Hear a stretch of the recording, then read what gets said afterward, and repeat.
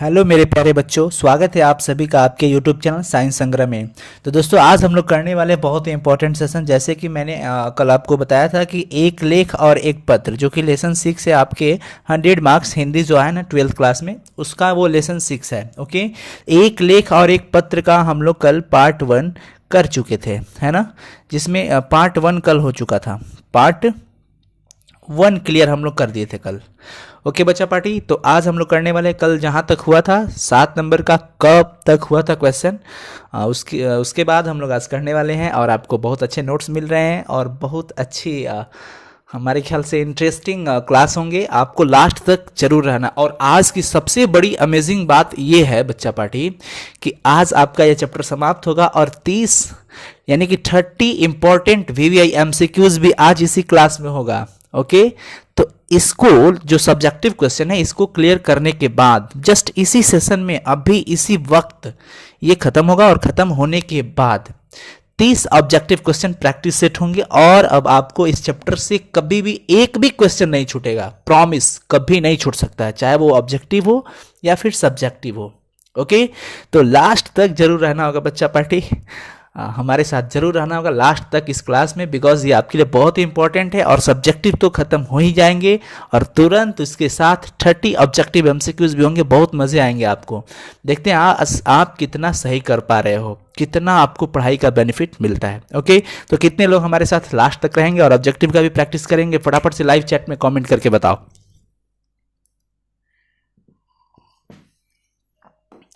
फटाफट से बच्चा पार्टी, चलो आई होप, हाँ कमेंट धीरे धीरे आ रहे हैं, लगता है नेटवर्क का प्रॉब्लम है, बट आई होप कि सब कोई देखेंगे, सब कोई ज़रूर रहेंगे। चलो बहुत अच्छा, इस सेशन को ज़रूर देखना है और वीडियो को ज़रूर शेयर कर दो भाई। शेयर करके अपने दोस्तों को भी बोल दो कि क्लास चल रहा है, एकदम जल्द ही ज्वाइन करें। और अभी तक लाइक नहीं किए हो तो प्लीज़ लाइक कर लेना, और अगर चैनल पर नए हो तो प्लीज़ सब्सक्राइब भी कर लेना, और बगल वाली बेल घंटी को ज़रूर ऑल नोटिफिकेशन ऑन कर लेना। तो चलो हम शुरू करते हैं क्लास, ज़्यादा देर ना करें, क्लास का समय भी हो चुका है और धीरे धीरे लोग जुड़ भी रहे हैं, जुड़ते जाएंगे। खैर हम लोग अब क्लास शुरू करते हैं। क्वेश्चन नंबर 7 का ख था कि हम तो केवल अपने समय की आवश्यकता की उपज है। मतलब क्या है कि इस लाइन जो है, ये जो लाइन लिखा गया है, पंक्ति जो है, इसका हमें आशय स्पष्ट करना था। क्या स्पष्ट करना था? आशय। ओके, तो आशय स्पष्ट करने के लिए सबसे पहले मैं आपको बताया हूं कि वो जो पंक्ति होती है कहाँ से ली गई है, किसके द्वारा लिखा हुआ पाठ है, वो चीज़ हमें पहले उसमें क्या करना होता है, लिखना पड़ता है। ओके, तो पहले तो ये चीज़ें हम क्लियर करेंगे बच्चा लोग। जैसा आपको दिखाई दे रहा होगा, दिखाई दे रहा है ना, चलो बहुत सुंदर, कि प्रस्तुत पंक्ति भगत सिंह द्वारा रचित पाठ एक लेख और एक पत्र से ली गई है। क्लियर हो गया? अब देखो भगत सिंह का कहना है, लाइन क्या था कि हम तो केवल अपने समय की आवश्यकता की उपज है। मतलब हम तो अपने आवश्यकता, समय की जिस प्रकार से जरूरत पड़ती है उसकी उपज है। समझना है, बहुत अच्छे से समझाने वाला, बहुत अच्छे से।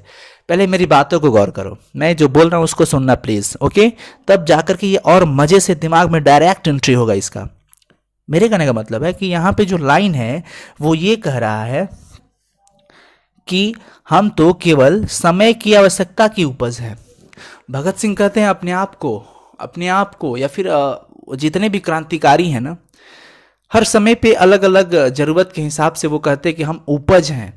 जैसे हम खेतों में फसल लगाते हैं तो हम हमेशा हर फसल की उपज नहीं कर पाते हैं, उसके सीजन होते हैं, ऋतु होते हैं, कि हम गेहूं का सीजन होगा तो गेहूं का फसल करेंगे, धान का फसल यानी चावल का होगा तो हम धान का फसल करेंगे, मक्का का होगा तो मक्का का करेंगे, दलहन का होगा तो दलहन का करेंगे। यानी जैसे जरूरत पड़ती है ना वैसे उपज होता है। अरे भैया, हमारे देश की अभी आज़ादी चाहिए। क्या चाहिए? आज़ादी। और आज़ादी के लिए अभी हमारे देश को, माँ भारती को क्रांतिकारी सपूतों की ज़रूरत है। हमारा क्या, हम तो समय के अनुसार आवश्यकता की उपज हैं, है ना।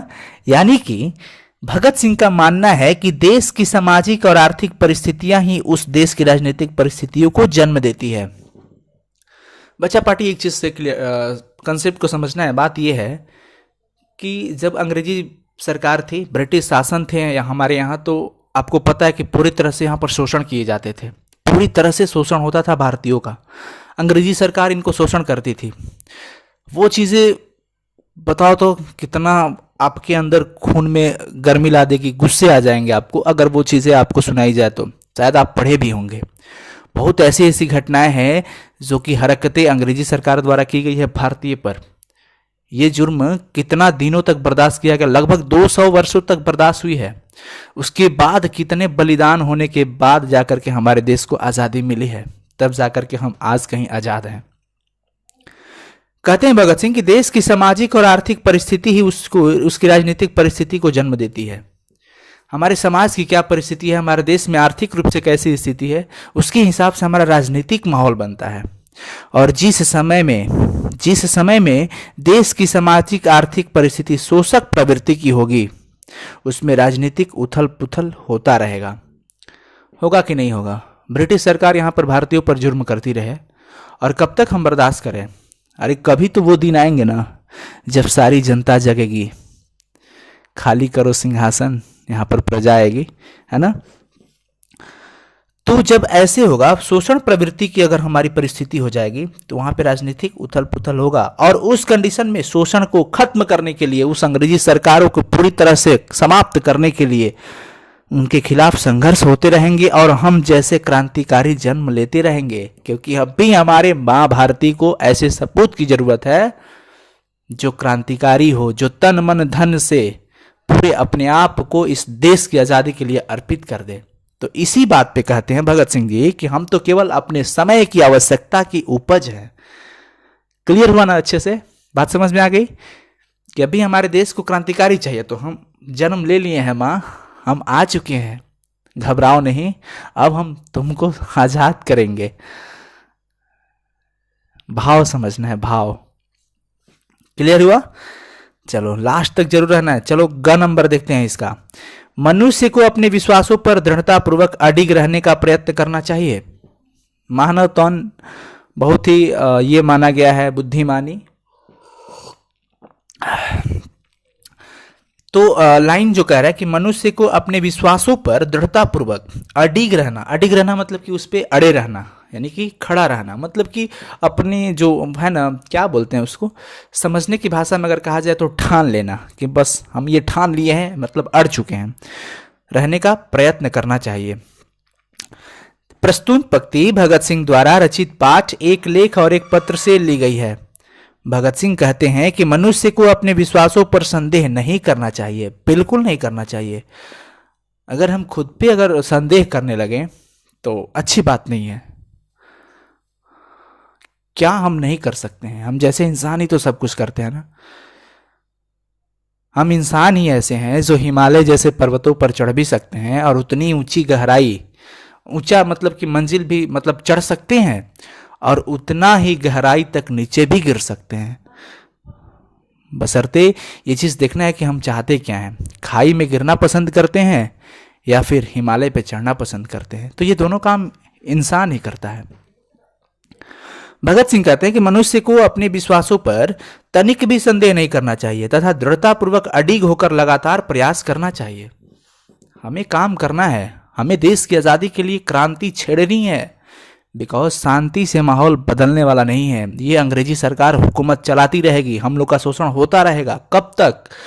कब तक हमारे जवान मारे जाएंगे? कब तक हमारे माँ बहनें मारी जाएंगी? कब तक हम अपने परिवार को खोते रहेंगे? कब तक हम बेड़ी में जकड़े रहेंगे गुलामी की?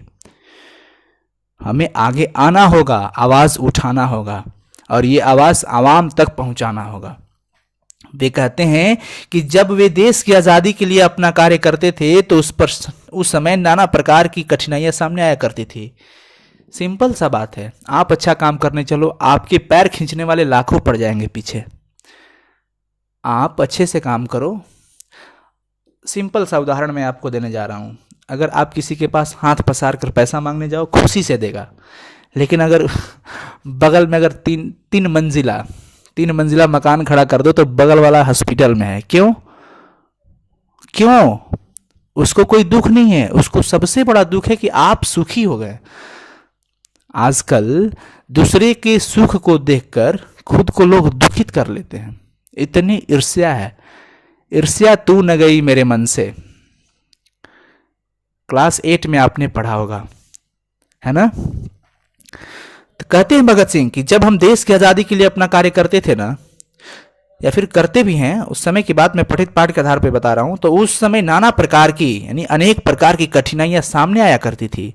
और अगर हम उस कठिनाइयों से डरकर अपना कार्य करना बंद कर दे तो ये मानव तन हमारे लिए व्यर्थ है, व्यर्थ है मानव तन। हम ये सोचकर परीक्षा ना दे कि मैं परीक्षा में फेल हो जाऊंगा, डर है, अरे फिर तो मजे किरकिरे हो जाएंगे। हमें अपने विश्वासों पर दृढ़ता पूर्वक अडिग होकर लगातार प्रयास करना चाहिए। क्लियर होगी ना बातें? ये इसका आंसर है। आप इसका एक स्क्रीनशॉट कर लो, नोट्स जरूर बना लेना क्लास खत्म होने के बाद। ओके, अब चलते हैं क्वेश्चन नंबर 8 की तरफ। 8 नंबर क्वेश्चन को पहले समझ लेते हैं कि जब देश के भाग्य का निर्णय हो रहा हो, वाह रे वाह, बहुत मजा आएगा इस क्वेश्चन को समझने में। जब देश के भाग्य का निर्णय हो रहा हो, मेरे साउंड में खुशी झलक रही है ना, देशभक्ति, जुनून, क्योंकि बात जब देश की आती है ना तो एकदम दिल खोल के बोलता हूं। जब देश के भाग्य का निर्णय हो रहा हो तो व्यक्तियों के भाग्य को पूर्णतया भुला देना चाहिए, बिल्कुल भूल जाना चाहिए, क्योंकि हमारे इस बड़े बड़े उत्तम और चरम स्थान पर रहने वाला भारत देश की अगर बात कहीं आ जाए तो हम अपना व्यक्तिगत सुख को भूलकर इस देश के लिए अपने आप को समर्पित कर सकते हैं और करना चाहिए। आप सब सहमत हो कि नहीं? सहमत हो कि नहीं? इससे बोलो।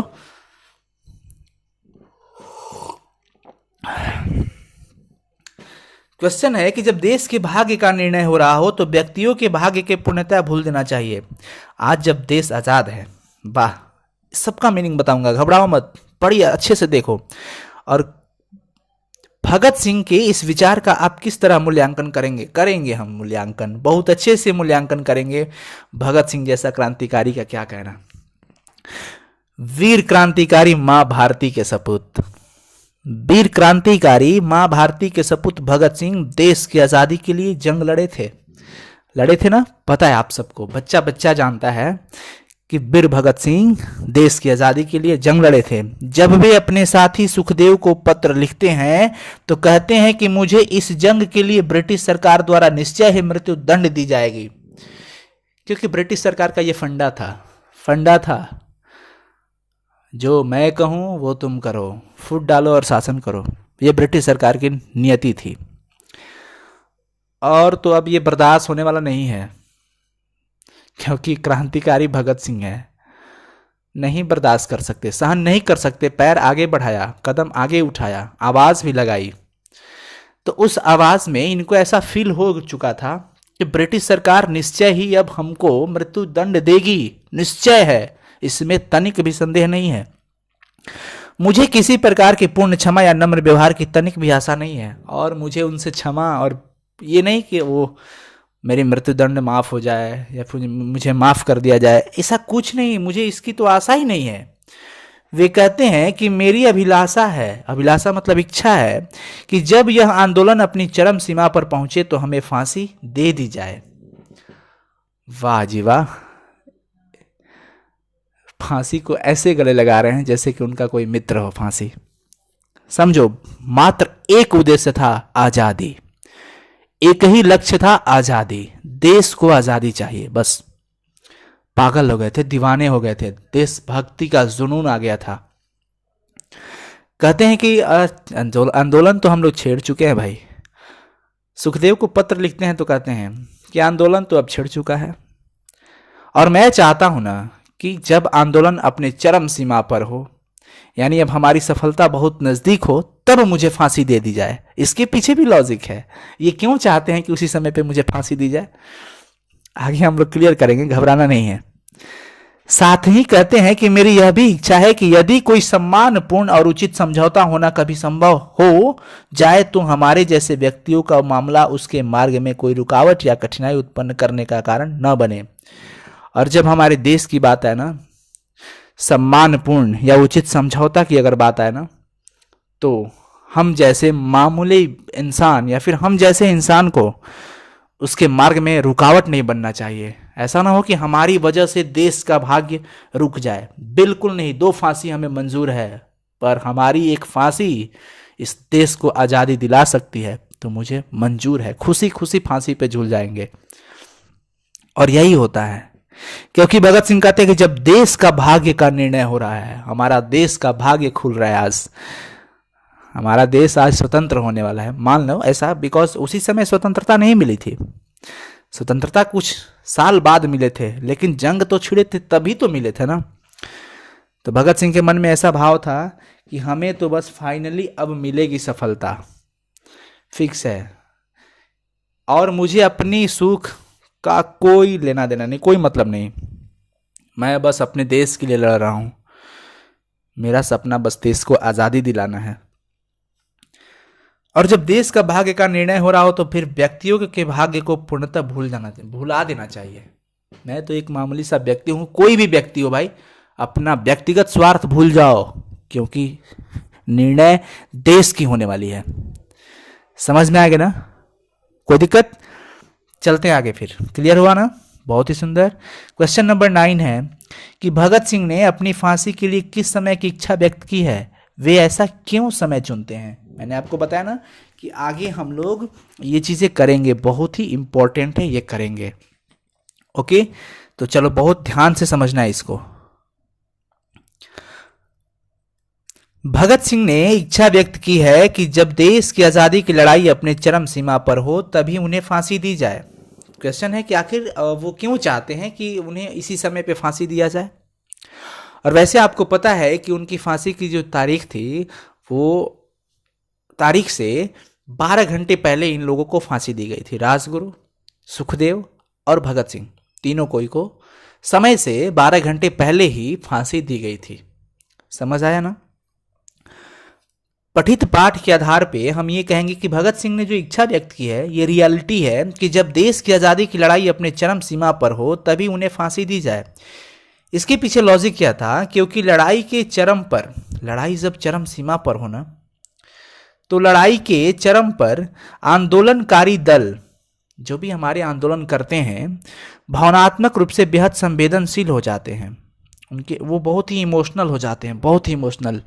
अरे यार, हमारे देश के लिए भगत सिंह ने जान गंवा दी, अब तो हम चुप नहीं बैठेंगे भाई, अब तो चाहे जो कुछ भी हो ना, आग भी लगानी पड़े तो हम आग लगा देंगे, लेकिन अब तो देश को आज़ादी जरूर दिलाएंगे। ऐसे जुनून होता है किसमें? नौजवानों में, युवाओं में, नई पीढ़ियों में, जो ये सुनेंगे ना कि भगत सिंह जी फांसी पे लटक गए थे, क्यों? देश को आज़ादी दिलाने के लिए, तो उसके अंदर एक नया जुनून होगा, नया जोश होगा, भावनात्मक, इमोशनल रूप से वो संवेदना में होते हैं।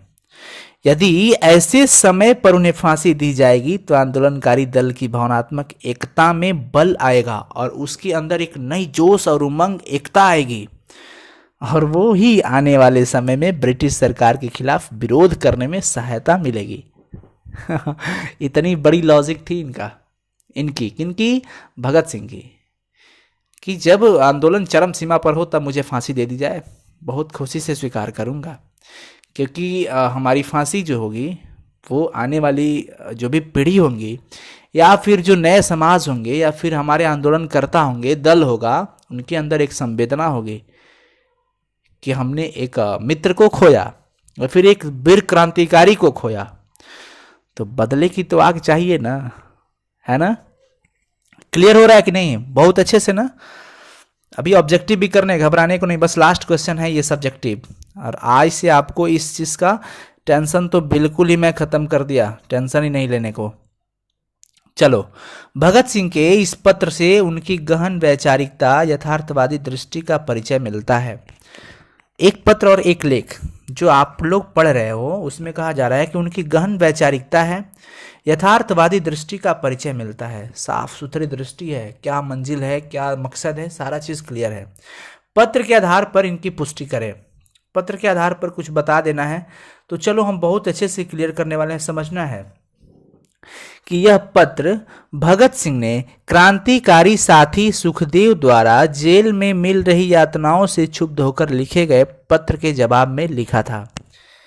यह जो पत्र भगत सिंह ने लिखा था वो जेल में मिल रही यातनाओं से दुखित होकर क्रांतिकारी सुखदेव जी थे वो पूरी तरह से क्या हो गए थे, निराशावादी हो चुके थे कि यार क्या पता हम लोग को आज़ादी मिलेगी या फिर हम लोग इस इसमें आंदोलन में सफल होंगे या नहीं। तो उनका जवाब के रूप में भगत सिंह ने ये पत्र लिखा था। समझने वाली बात है बच्चा लोग, सुखदेव ने, समझो, हाँ जी, सुखदेव ने बेहद कमजोर और भावुकतापूर्ण ढंग से कहा था। मैं थोड़ा इसे जूम कर लेता हूँ, दिखाई दे रहा है ना, थोड़ा सा एडजस्ट कर लेंगे। सुखदेव ने बेहद कमजोर और भावुकतापूर्ण ढंग से कहा था, कमजोर हो गए थे वो, कि उनको आज़ादी के संघर्ष का कोई भविष्य नहीं दिखाई देता है, कि क्या पता यार हम लोग इतना संघर्ष कर रहे हैं, नहीं लग रहा है कि आज़ादी मिलेगी या नहीं। ऐसा निराशा उनके मन में आ गया था, किनकी, सुखदेव को। जेल की इन यातनाओं से आत्महत्या करना मुसीफ लगता है, उनको लग रहा है कि अब तो आत्महत्या करना ही बेहतर होगा।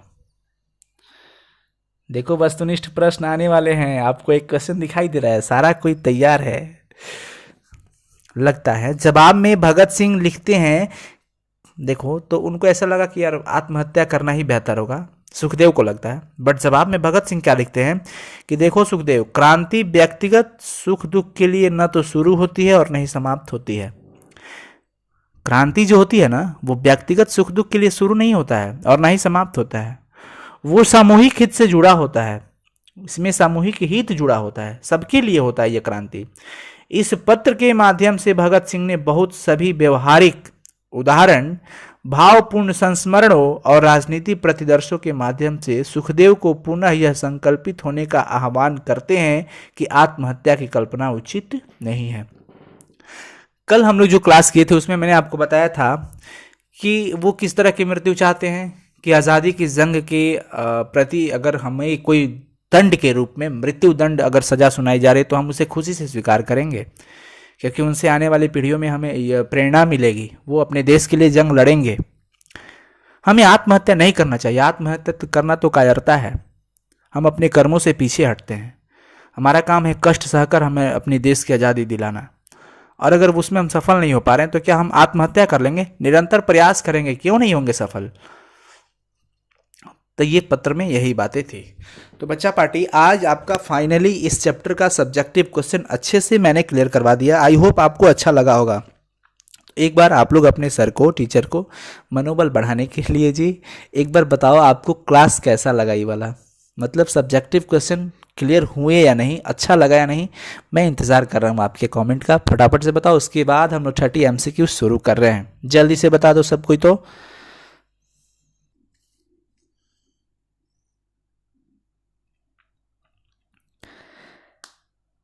जी हाँ, बहुत बढ़िया, कमेंट बड़ी धीरे धीरे आ रहे हैं, नेटवर्क का इश्यूज है क्या जी? अच्छा चलो, मैं मोटिवेटेड हूँ। चलो क्लास शुरू करते हैं हम लोग अब ऑब्जेक्टिव का। आप लोग अगर सब्जेक्टिव क्लियर कर लिए होंगे अच्छे से भाई, तो आपको अब ऑब्जेक्टिव जरूरी होता है करना, बिकॉज आपके एग्जाम में तो ये पूछे जाते हैं। और फटाफट से आप लोग लाइव चैट में कमेंट करते रहेंगे कौन सा, तेजी से करना भाई, तनिक तेजी से करना है, तनिक तेजी से, क्योंकि थोड़ा स्पीड मेंटेन करना होगा, समय का भी ख्याल रखना है। ओके चलो, वस्तुनिष्ठ प्रश्न आपको एक एक करके मैं दिखाऊंगा और आप उसका जवाब देंगे। बहुत ही इंपॉर्टेंट और इजी क्वेश्चन, कि एक लेख और एक पत्र के रचनाकार कौन है, बताइए।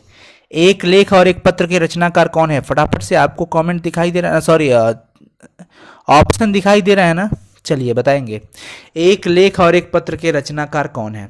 जल्दी से बता दो, जल्दी से, फटाफट से, क्योंकि मैं बहुत स्पीड में करने वाला हूँ। 30 क्वेश्चन है ना, 30 प्रश्न होंगे। हाँ जी, बहुत बढ़िया, भगत सिंह। एक लेख और एक पत्र, ये तो बच्चा बच्चा को पता होगा, भगत सिंह हो गए, ऑप्शन सी करेक्ट होगा। क्वेश्चन नंबर 2 पे चलते हैं। क्वेश्चन नंबर 2 क्या बोलता है कि भगत सिंह के पिता सरदार किशन सिंह तथा, समझो, भगत सिंह के पिता सरदार किशन सिंह तथा चाचा अजीत सिंह किसके सहयोगी थे? कल मैंने आपको ये चीजें बताया था, फटाफट से बता दो, फटाफट से, किसके सहयोगी थे? जल्दी से जल्दी से जल्दी से। पिता सरदार किशन सिंह तथा चाचा अजीत सिंह किसके सहयोगी थे? जी हाँ जी हाँ जी हाँ, बहुत सुंदर, बहुत ही सुंदर, किसके सहयोगी थे बता दो।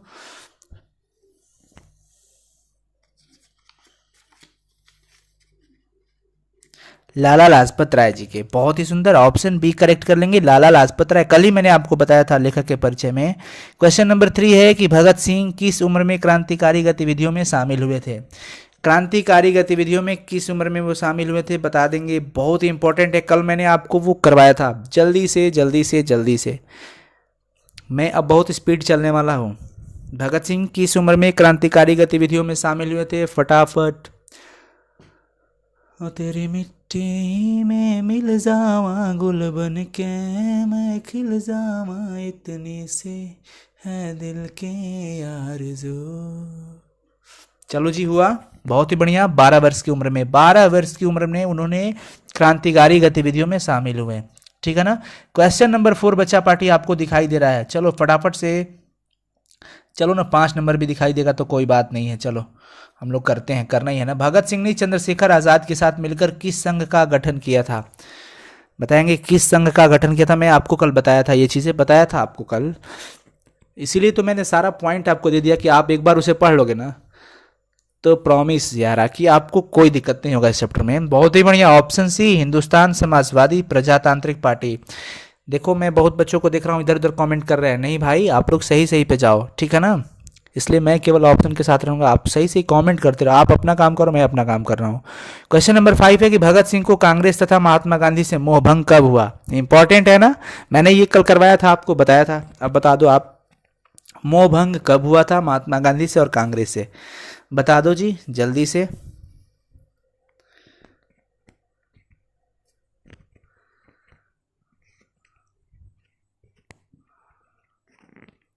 उन्नीस सौ 21 में, चलो बढ़िया है, बहुत ही सुंदर। ठीक है, ऑप्शन बी करेक्ट कर देते हैं, 1921 ही होगा ना। क्वेश्चन नंबर 6, भगत सिंह के चाचा का क्या नाम था। भगत सिंह के चाचा का क्या नाम था। ऑप्शन देखना इसके हिसाब से, क्योंकि चाचा जी तो 2 थे ना, एक बड़े वाले अंकल एक छोटे वाले अंकल। लेकिन ऑप्शन में देखो तो, भगत सिंह के चाचा का क्या नाम था।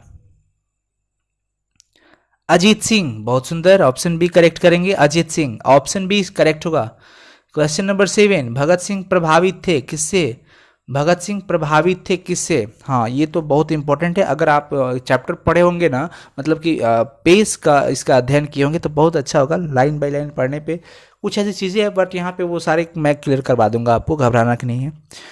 जैसे बताएंगे वो किससे ज़्यादा प्रभावित थे, कार्ल मार्क्स से, बिकॉज वो मार्क्सवादी थे ना, तो कार्ल मार्क्स से। शोषण वाली बातें मैं आपको बताया था, ऑप्शन बी करेक्ट करेंगे। भगत सिंह जो थे कार्ल मार्क्स से प्रभावित थे, अफेक्टेड थे। गणेश शंकर विद्यार्थी किस पत्र का संपादन करते थे। चलो गणेश शंकर विद्यार्थी, भाई अब अच्छे से मैं दिखाई देता हूं, गणेश शंकर विद्यार्थी किस पत्र का संपादन करते थे। मैंने कल आपको ये चीज बताया है, बता दो बता दो बता दो, जल्दी से आंसर बता दो।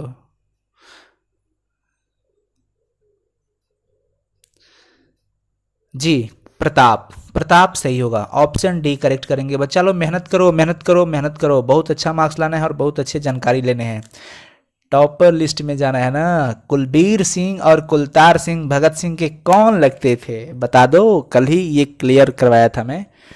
कुलबीर सिंह और कुलतार सिंह भगत सिंह के कौन लगते थे। आपकी मोबाइल दोनों हाथ से पकड़ लो और फटाफट से चैट सेक्शन में चैटिंग करते रहना है, फटाफट से आंसर ऑप्शन डालते जाओ। क्वेश्चन नंबर 9 का ऑप्शन कौन सा है बता दो।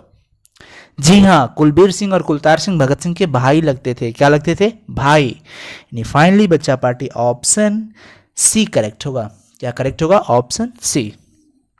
ओके, अब चलते हैं क्वेश्चन नंबर 10 जो आपको दिखाई दे रहा है कि कौन सा निबंध भगत सिंह का लिखा हुआ नहीं है। मैं अब इनको किया जूम और आप देखते रह जाओ। चलो सेटअप दिखाई दे रहा है ना जी, थोड़ा सा एडजस्ट करें। कौन सा निबंध भगत सिंह का लिखा हुआ नहीं है। बम का दर्शन, युवक, परिवेश, विद्यार्थी और राजनीति, बताएंगे फटाफट से। मैंने कल उनकी कृति मैंने आपको दिखाया था, परिवेश, बहुत ही सुंदर, ऑप्शन सी। मेहनत करो बच्चा लोग मेहनत करो, ऑप्शन सी करेक्ट होगा। ये जो निबंध है वो इन्होंने नहीं लिखा है। ओके चलो आगे चलते हैं ना। 11 नंबर क्वेश्चन, प्रताप जो पत्रिका थी इसके संस्थापक संपादक कौन थे? बता दो बता दो बता दो बता दो, जल्दी से आंसर बता दो।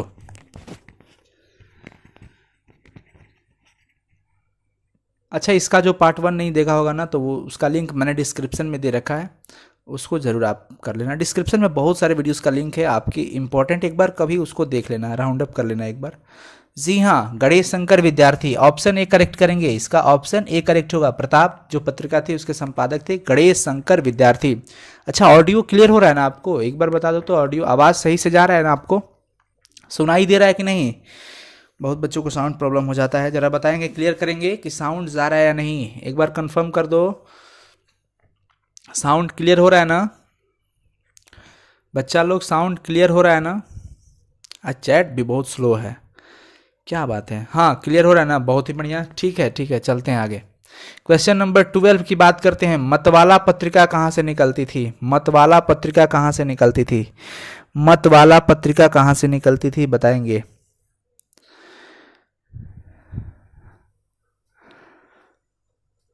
टंग टंग टंग टंग टंग टंग टंग टंग टंग टंग। कलकत्ता से। कहाँ से? कलकत्ता से। ऑप्शन डी करेक्ट करेंगे, याद कर लेना इसको। अब देखते हैं क्वेश्चन नंबर 13 कि विद्यार्थी और राजनीति शीर्षक जो है निबंध किसका लिखा हुआ है? मैंने कल आपको बताया था, बता दो जी, बता दो जी, आंसर जल्दी से बता दो। देखो, from my point of view, मतलब मेरे ख्याल से पढ़ाई बिल्कुल ही एंजॉय रूप में करना चाहिए, आनंद लेकर के पढ़ाई करना चाहिए। जी, भगत सिंह होंगे, बहुत सुंदर, Bhagat Singh, option C correct करेंगे। क्वेश्चन नंबर 14 की बात करते हैं। बंदी जीवन किसकी कृति है? बंदी जीवन, बंदी जीवन किसकी कृति है, बताएंगे फटाफट से। बंदी जीवन किसकी कृति है? ये दो चार क्वेश्चन ऑप्शनल होते हैं जिन पे आपको थोड़ा सा तो माइंड लगाना ही पड़ेगा, बिकॉज थोड़ा सा वो एक्स्ट्रा होने के लिए तो एक्स्ट्रा चीज़ें करना पड़ेगा ना। बड़ी गर्मी है भाई।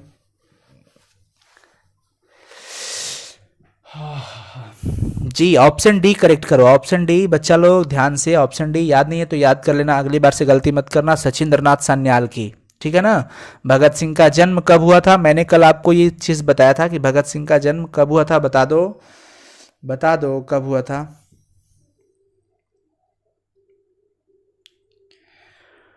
क्वेश्चन नंबर 15 का जवाब दो जी सब कोई। भगत सिंह का जन्म कब हुआ था? लास्ट तक रहना है, घबराओ मत, काम की चीज़ें हो रही है यहाँ पे। 28 सितंबर 1907 को, सही जा रहे हैं, ऑप्शन ए करेक्ट होगा। जिन बच्चों ने ऑप्शन ए लगाया उनका सही है। कुछ बच्चों के नाम लेंगे तो बाकी बच्चे गुस्से हो जाएंगे, सर मेरा नाम नहीं ले रहे हैं, कोई बात नहीं, चलो,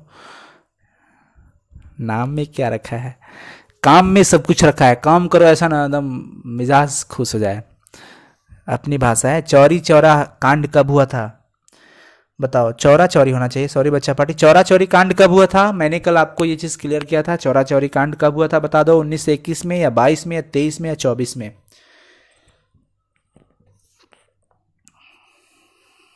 जल्दी से फटाफट फटाफट बताएंगे, चौरा चौरी कांड कब हुआ था, कब हुआ था, कब हुआ था?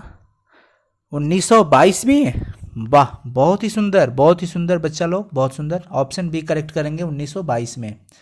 17 नंबर क्वेश्चन है कि भगत सिंह गणेश विद्यार्थी द्वारा निकाली गई किस पत्रिका से जाकर के जुड़े थे? ये भी मैंने कल आपको क्लियर कराया था, बता दो। भगत सिंह गणेश विद्यार्थी द्वारा निकाली गई किस पत्रिका से जुड़े थे, बता दो फटाफट से, क्वेश्चन मार्क है यहाँ पे, आप आंसर जल्दी से दे दो। प्रताप, दिनमान, संघर्ष या इनमें से कोई नहीं?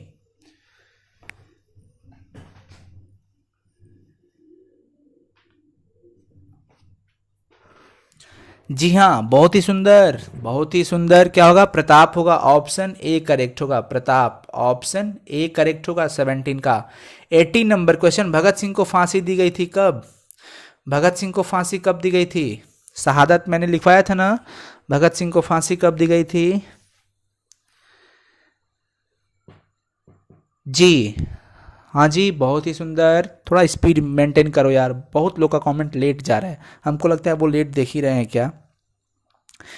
या सच में आज नेटवर्क का प्रॉब्लम है। 23 मार्च 1931 को, बहुत सुंदर, ऑप्शन ए करेक्ट होगा। 23 मार्च 1931 को आपका रिवीजन हो रहा है, आप प्रैक्टिस करो, बहुत इंपॉर्टेंट है। मैं नास्तिक क्यों हूँ, मैं नास्तिक क्यों हूँ, यह किसका लेख है? मैंने ये कल बताया था आपको, बताओ तो जल्दी से उत्तर दो इसका। मैं नास्तिक क्यों हूँ, यह किसका लेख है? सिंपल सा बात है भाई। आंसर दो जल्दी से, बड़ी गर्मी लग रहा है मुझे अब। भगत सिंह का ना, बहुत ही सुंदर, ऑप्शन ए करेक्ट होगा, ऑप्शन ए करेक्ट होगा। अब चलते हैं 20 नंबर क्वेश्चन की ओर। 20 नंबर क्वेश्चन क्या बोल रहा है कि भगत सिंह को अपने लिए सजा के संबंध में क्या विश्वास था? मैंने आज भी इसे क्लियर करा ना कि भगत सिंह को अपने लिए सजा के संबंध में क्या विश्वास था। उनको ऐसा क्या लग रहा था कि हमें यही सजा मिल सकेगी, क्या बता दो तो? क्षमा, नम्र व्यवहार, मृत्युदंड, आजीवन कारावास। जल्दी से बच्चा लोग बताएंगे फटाफट से।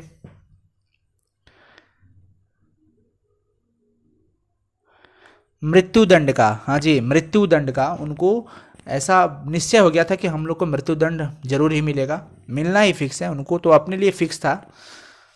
चलो, भगत सिंह किसे घृणित तथा कायरतापूर्ण मानते थे? किसको कहते थे कि बिल्कुल ही ये काम कायर है? क्या देश की सेवा, देश से भागना, आत्महत्या, या इनमें से कोई नहीं?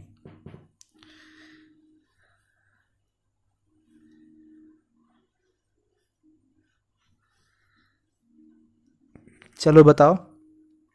आत्महत्या को नकायरता मानते थे, बहुत ही सुंदर, ऑप्शन सी करेक्ट करेंगे। चलते हैं 22 नंबर क्वेश्चन। प्रिंस क्रोपोटकिन कौन था? बता दो, प्रिंस क्रोपोटकिन कौन था? प्रिंस क्रोपोटकिन कौन था? गेस करो, गेस करो, जो बच्चे लाइन पढ़े होंगे वो तो जरूर ही क्लियर कर देंगे। हाँ, अर्थशास्त्र का विद्वान था, एक अर्थशास्त्री था, ठीक है ना, ध्यान रखेंगे। प्रिंस क्रोपोटकिन कौन था? अर्थशास्त्र का विद्वान था, एक विद्वान अर्थशास्त्री था, ऑप्शन ए करेक्ट करेंगे। 23 नंबर क्वेश्चन आप देख रहे हो कि सन 1926 में भगत सिंह ने किस दल का गठन किया था? सन 1926 में भगत सिंह ने किस दल का गठन किया था? बताएंगे जल्दी से फटाफट।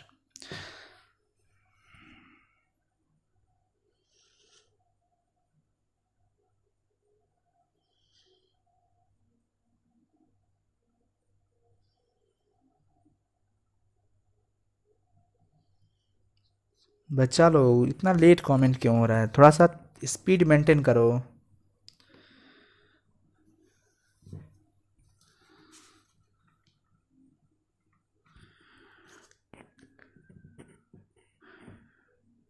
जी बहुत सुंदर, नौजवान भारत सभा का। बड़ी मेरे पास लेट आ रहे हैं कमेंट, क्यों?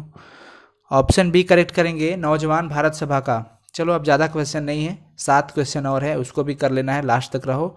1914 में भगत सिंह किस पार्टी की ओर आकर्षित हुए? 1914 में भगत सिंह किस पार्टी की ओर आकर्षित हुए? बताइए जल्दी से, 1914 में भगत सिंह किस पार्टी की ओर आकर्षित हुए? गदर पार्टी, गदर पार्टी, लाला हरदयाल जी की पार्टी, गदर पार्टी की ओर, ठीक है ना, ऑप्शन डी गदर पार्टी। याद कर लेना अगर याद नहीं है तो, और इसको बार बार से प्रैक्टिस कर लोगे तो बहुत अच्छा रहेगा। अपना एक टाइम शेड्यूल कर लो कि हमें संडे के दिन सर के सारे वीडियोस ऑब्जेक्टिव वाले एक बार रिकॉलिंग कर लेने हैं, देख लेने हैं, फटाफट से स्पीड बढ़ा करके शेड्यूल रखो, बहुत अच्छा से क्लियर हो जाएगा। भगत सिंह ने अपने नेतृत्व में पंजाब में नौजवान भारत सभा का गठन कब किया था? अभी हुआ, अभी हुआ, जल्दी से बता दो कौन सा ऑप्शन होगा। 25 का कौन सा ऑप्शन करेक्ट है, जल्दी से बता दो फटाफट बच्चा पार्टी, जल्दी से। जी बहुत सुंदर, ऑप्शन डी 1926 में ना, 1926 करेंगे, सही ऑप्शन क्या होगा? 1926, ऑप्शन डी करेक्ट करेंगे। 26 नंबर क्वेश्चन है कि भगत सिंह को शहादत कब हुई थी? हाँ हाँ बता दो जल्दी से, भगत सिंह को शहादत कब हुई थी?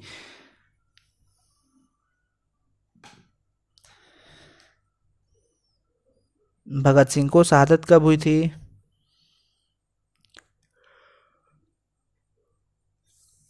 23 मार्च 1931 को, बहुत सुंदर, ऑप्शन ए करेक्ट होगा, option A 23 March 1931। 27 number question, Bhagat Singh ने अपने मित्रों के साथ केंद्रीय असेंबली में बम कब फेंका था?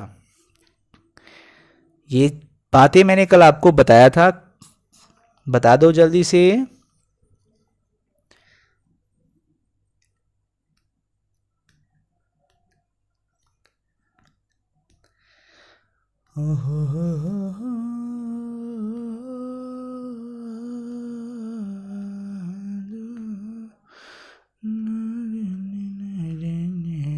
बहुत सुंदर। 8 अप्रैल 1929 को ऑप्शन बी करेक्ट करेंगे। 8 अप्रैल 1929 को ऑप्शन बी करेक्ट होगा बच्चा पार्टी। बहुत ही बढ़िया, well done well done well done well done. 28 number question आपको दिखाई दे रहा है ना। एक लेख और एक पत्र के रचनाकार कौन है? ये तो बहुत इजी क्वेश्चन है, जल्दी से कमेंट कर दो, पूरा भर दो चैट सेक्शन जल्दी से।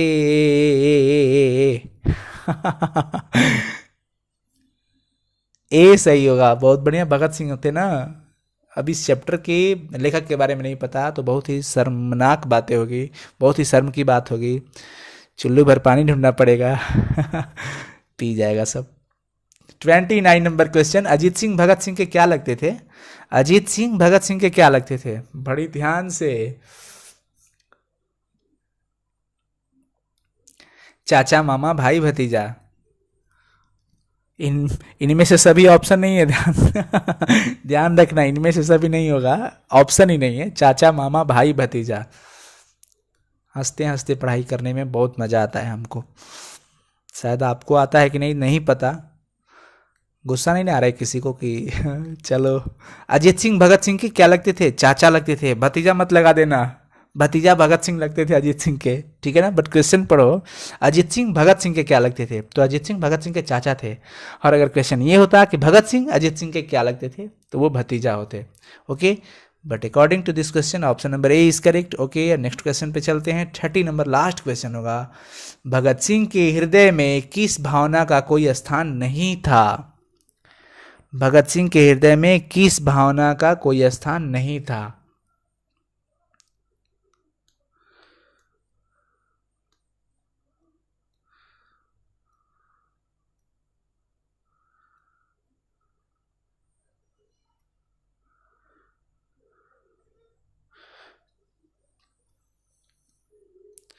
देखो, ये यहाँ पे ए नंबर जो ऑप्शन है ना, इसको तो बिल्कुल हम हटा ही देते हैं। ये हमको उचित नहीं लग रहा है। लोभ यहाँ पे नहीं, वो लोभ ही नहीं थे। बस प्रेम की बातें अगर करें तो प्रेम वहाँ पे नहीं था उनके स्थान में। ऑप्शन बी करेक्ट करते हैं यहाँ पे according to this question. Option B को करेक्ट करते हैं कि प्रेम उनके हृदय में नहीं था, बिल्कुल नहीं था। बहुत ही गुस्से थे, अहंकारी। अहंकार तो बिल्कुल नहीं था, लेकिन एक चीज़ था कि क्या बताएं, स्थिति और हालात के अनुसार मेंटेनेंस करना उनके लिए सबसे बड़ी बात थी। भगत सिंह बहुत ही, एक होता है ना प्राउड फील करना, वो चीज़ें थी उनके अंदर। बट प्रेम की बातें तो बिल्कुल नहीं।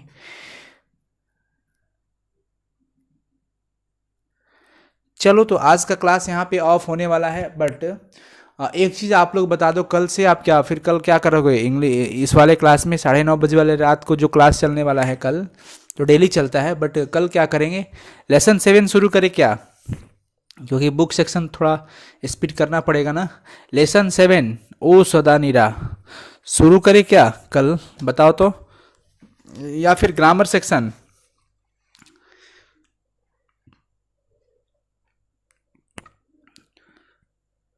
ठीक है, बहुत ही बढ़िया।